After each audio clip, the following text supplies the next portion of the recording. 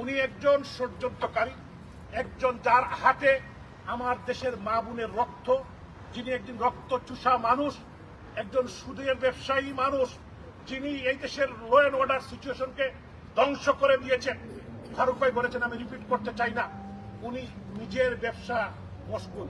এখন যেটা উনি করছেন, আপনারা একটি বিষয় জানেন, তার সাবেক স্ত্রীর বড় ভাইকে, বিদেশি নাগরিক, তাকে বিমান বিক্রি করার জন্য ষড়যন্ত্র করছেন।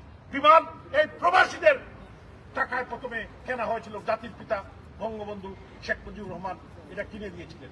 আজকে এই ষড়যন্ত্রকারী উনি লন্ডনে আসবেন, আমরা সবাই যার যার অবস্থান থেকে আমরা তাকে প্রতিহত করব।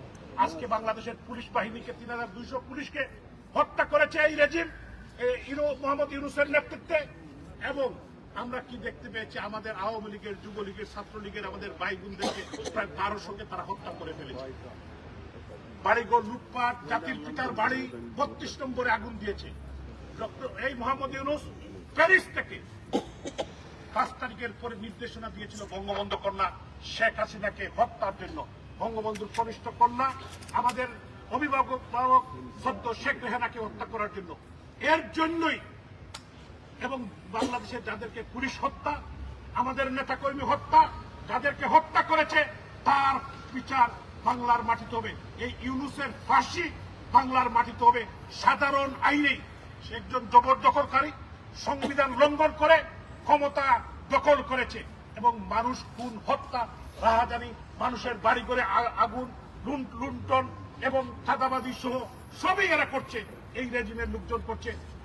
আমি আবার রিপিট করতে চাই না, বন্ধুগণ, আমাদেরকে জেগে উঠতে হবে।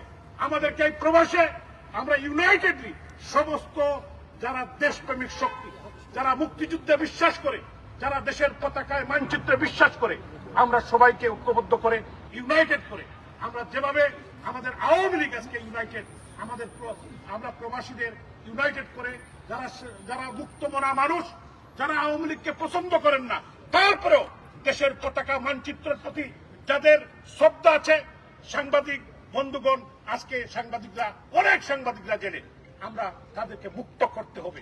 আজকে মুক্তমনার মানুষ, মুক্ত মনের মানুষরা কথা বলতে পারতেছে না। শিক্ষক, বুদ্ধিজীবী, সুশীল সমাজ, লেখক, কে নয়, সাংস্কৃতিক কর্মীরা আজকে তাদেরকে জেলে পুরে দিচ্ছে কোনো কারণ ছাড়াই। আজকে মব জাস্টিস করছে। আজকেও জকিগঞ্জের আমাদের নেতৃবৃন্দ